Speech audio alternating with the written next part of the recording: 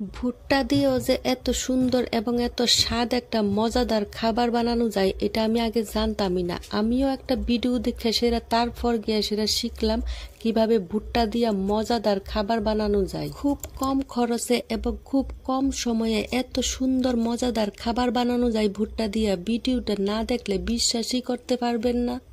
এবার আটে তিক্কা ভুট্টার বীজ বাইর করতে গেলেও কিন্তু একটা টেকনিক আছে, যেই টেকনিকটা জানা না থাকলে আমার মতনই একটা একটা করে বীজ বাইর করতে লাগবে। তো আমার একটু এখানে টাইম লেগে গেছে, কারণ ভুট্টার বীজ কিভাবে বাইর করে আমি জানি না।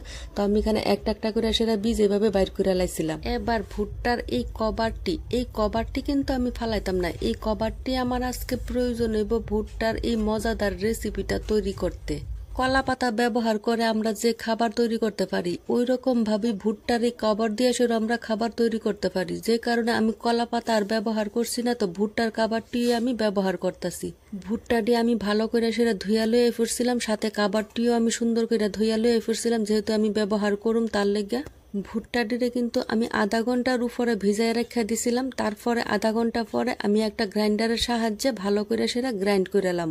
ভুট্টাটা গ্রাইন্ড করার সময় একটু কম জল দিয়ে সেটা গ্রাইন্ড করার চেষ্টা করবেন। যদি বেশি জল হয়ে যায় তাহলে কিন্তু ভুট্টাটা একটু ভিজা ভিজা ভাবটা একটু বেশি হয়ে যাইব। তো তার লেগে যত কম জল দিয়ে গ্রাইন্ড করতে পারবেন ততই ভালো হইব।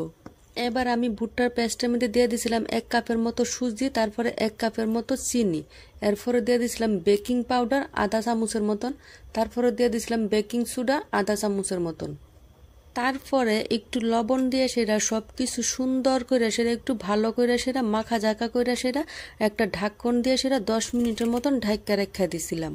তো যাক 10 মিনিট পরে এবার সেটা দেখি আমার চারিদিকে এইভাবে পিঁপড়া আক্রমণ করে লাইছে। তো এবার পিঁপড়া টিপড়া সবকিছু পরিষ্কার করে সেটা এবার আমি একটা একটা কাবারের মধ্যে এইভাবে পেস্ট দিয়ে সেটা গুড়াই ফেরে রেখা দিতেছি। ভুট্টার খামিটা যদি শক্ত হয় তাইলে জাস্ট পাতা দিয়ে এইভাবে মুড়াই রেখা দিলি চলে, পাতার ভেতর থেকে পরে যাওয়ার কোনো সম্ভাবনাই থাকে না যদি ভুট্টার খামিটা শক্ত হয়। তাই গ্রাইন্ডার করার সময় জলটা পরিমাণে একটু কম দিতে লাগে যাতে ভুট্টার খামিটা শক্ত থাকে।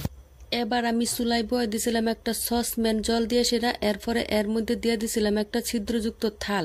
এবার থালের উপরে সবগুলি পাতা আমি এইভাবেই রাখা দেবো, কারণ এটা আমি সিদ্ধ পুলি ফিটা যেভাবে স্টিম করি ওই রকম ভাবে স্টিম করুম।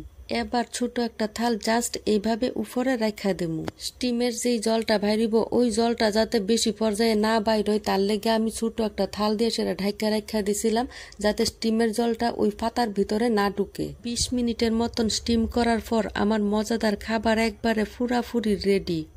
এই যে পিঠাটা, এই পিঠাটা কিন্তু একটা স্টিম কেকের মতনই হইছে, ভিতরে কিন্তু কোনো জল জল ভাব নাই, একদম পুরা শুকনা শুকনা একটা ভাব।